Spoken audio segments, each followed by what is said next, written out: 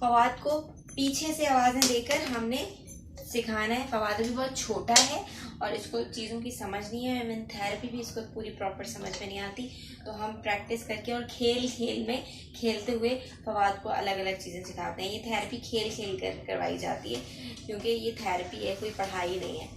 तो अभी मैं फवाद को पीछे से जो जो बोलूँगी, फवाद मैं पीछे से बोलूँगी और फवाद ने बोलना है, सुनना है और इसको बॉल इसमें डालनी है। बोलूँगी या क्लैप करूँगी, जो भी करूँगी फवाद ने उस चीज़ को सुनना है। फवाद नहीं, नो, सुनो, क्लैप, ये सुनो। अच्छा, मैं स्टार्ट क्लैपिंग से करती हूँ।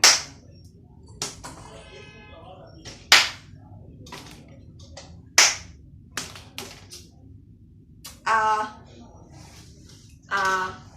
और बोलो भी, आ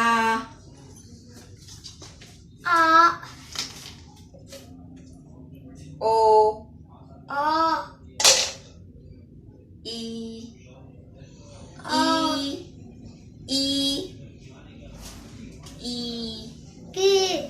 कुछ अल्फाज ये नहीं पहचानता ना, उसको अभी हम प्रैक्टिस करवाएंगे। आगे देखो, आगे देखो। बाबा, नो, फेल।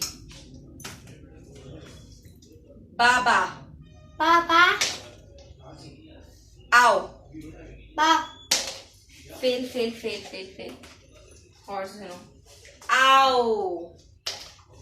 बात बोलो, पहले बोलो तो सुनो। आओ। फवाद, पकड़ो बॉल। आओ। पापा, मम, अम्मी। ये सही नहीं बोला, लेकिन कोशिश की इसलिए मैंने सुझाने दिया। अम्मी, मम्मा, बबल, उबा,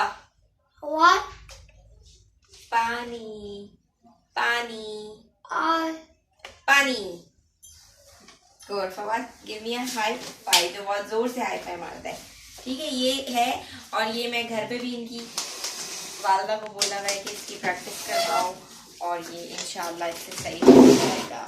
सही शो। अच्छा जी।